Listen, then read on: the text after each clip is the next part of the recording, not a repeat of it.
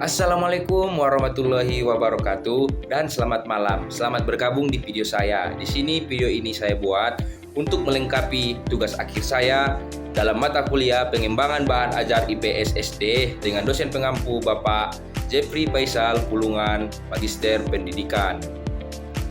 Sebelumnya itu, perkenalkan nama saya bernama Muhammad Rifki Aulia dengan NPM 23140033 dari jurusan PGSD semester 5A. Baiklah kawan-kawan, tidak perlu berlama-lama, di sini langsung saja. Saya di sini ingin menjelaskan satu contoh bahan ajar, di mana bahan ajar yang saya pilih itu adalah lembar kerja peserta didik ataupun biasa kita sebut dengan singkatan LKPD. Jadi di sini saya ingin menjelaskan sedikit dari LKPD ini.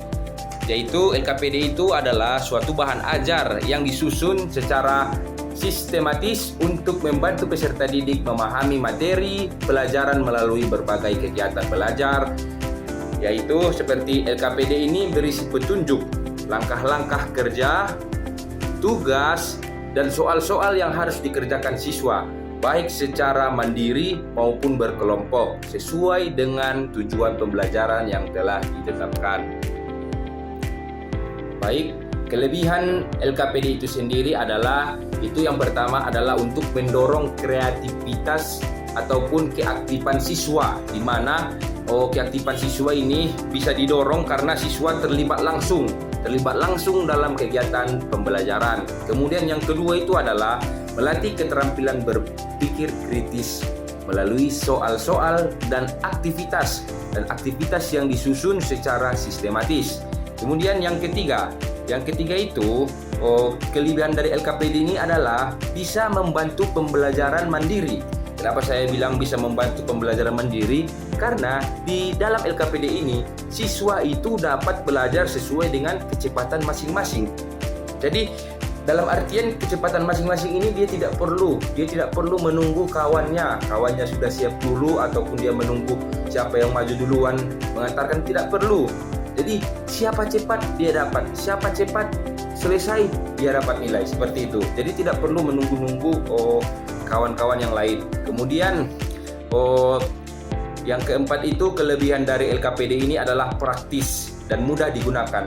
Kenapa saya bilang praktis dan mudah untuk digunakan? Karena LKPD ini sangat mudah dan praktis digunakan oleh guru maupun siswa, di mana ini ibaratnya kita hanya membuat satu lembar, kan satu lembar ini itu kita buat soal-soal lalu kita print. Setelah kita print, kita bagikan kepada siswa-siswa kita. Setelah ada selesai pembelajaran, sudah selesai materi pembelajaran ini, kita bagikan kepada siswa-siswa kita. Di situ, di lembar itu, di kertas itu langsung bisa dikerjakan oleh siswa kita, langsung bisa ditulis di situ dan dijawab. Makanya bisa dikatakan ini sangat praktis dan mudah digunakan oleh guru ataupun siswa. Kemudian kelebihan yang kelima dari LKPD ini adalah membantu guru dalam mengarahkan proses pembelajaran secara terstruktur. Baik kawan-kawan, tadi setelah saya membahas kelebihan dari lembar kerja peserta didik ataupun LKPD, di sini saya akan membahas poin selanjutnya, yaitu kelemahan dari lembar kerja peserta didik ini ataupun LKPD.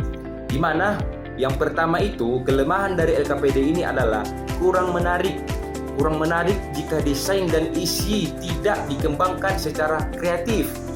Kenapa saya bilang ini kurang menarik? Jika desainnya dan isi tidak dikembangkan secara kreatif, karena kita sama-sama tahu kawan-kawan bahwasanya anak SD itu masih ada jiwa-jiwa belajar sambil bermain. Jadi jika desainnya ini kita buat dan kita kembangkan secara kreatif, maka anak-anak kita akan semangat untuk mengerjakan soal. Karena dia melihat di lembar soal ini, di lembar LKPD ini, itu soal-soalnya ataupun ada gambar-gambar sedikit di situ, dia berpikir, wah ini bagus, keren. Udahlah kerjakan cepat, seperti itu gambarannya kawan-kawan. Kemudian kawan-kawan yang kedua itu kelemahan dari LKPD tersebut adalah ketergantungan pada kemampuan membaca siswa, sehingga kurang efektif. Kenapa saya bilang kurang efektif? Ini kurang efektif bagi siswa dengan kemampuan literasi rendah. Ya memang kita sama-sama tahu kawan-kawan, tidak semua siswa di SD itu kognitifnya sama. Jadi tidak semua bisa membaca dengan sama-sama dan cepat. Kemudian yang ketiga itu tidak fleksibel. Kenapa saya bilang tidak fleksibel? Jika hanya berisi soal tanpa penjelasan materi pendukung. Jadi ini sangat monoton jika hanya soal-soal saja. Jadi anak-anak bingung bagaimana cara mengerjakannya. Kemudian kelemahan LKPD yang keempat itu adalah memerlukan waktu dan ketelitian guru dalam menyusun LKPD tersebut yang sesuai dengan tujuan pembelajaran. Oke kawan-kawan sekalian, jadi mungkin seperti itulah yang bisa saya jabarkan tentang salah satu contoh bahan ajar yaitu LKPD beserta definisi atau pengertian dan juga kelemahan dan kelebihannya.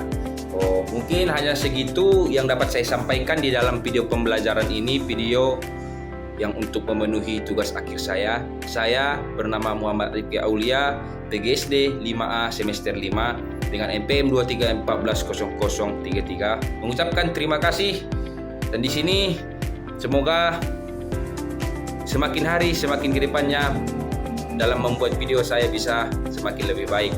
Kurang lebihnya saya minta maaf kepada kawan-kawan sekalian jika ada salah kata, dan kepada Allah saya mohon ampun.